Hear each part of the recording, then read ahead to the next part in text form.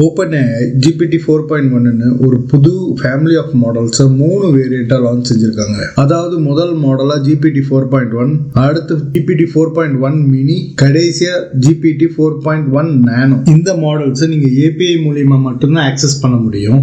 ஏன்னா இந்த மாடலை டிசைன் பண்ணதே டெவலப்பர்க்காக தான். நீங்க சாட் இன்டர்ஃபேஸ் வழியா இந்த மாடல்ஸை ஆக்சஸ் பண்ண முடியாது.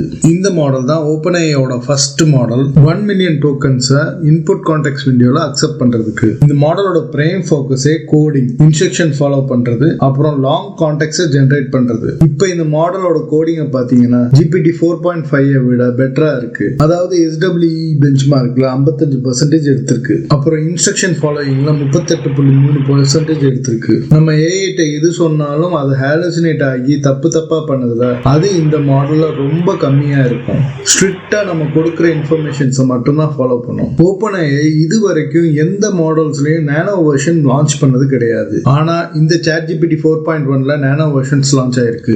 ஏன்னா இந்த நானோ மாடல் ரொம்ப சீப்பஸ்டாவும், காஸ்ட் எஃபிஷியன்டாவும், லைட்னிங் ஃபாஸ்டாவும் இருக்கும். GPT 4.1 நானோவோட பிளெண்டிங் பிரைஸ் பாத்தீங்கன்னா 12 சென்ட்ஸ் மட்டும்தான். வின்சாப்போட CEO வருண் மோகன் ChatGPT 4.0 மாடலை டெஸ்ட் பண்ணிட்டு 60% பெர்ஃபார்மன்ஸ் பூஸ்ட் ஆயிருக்குன்னு சொல்லியிருக்காரு.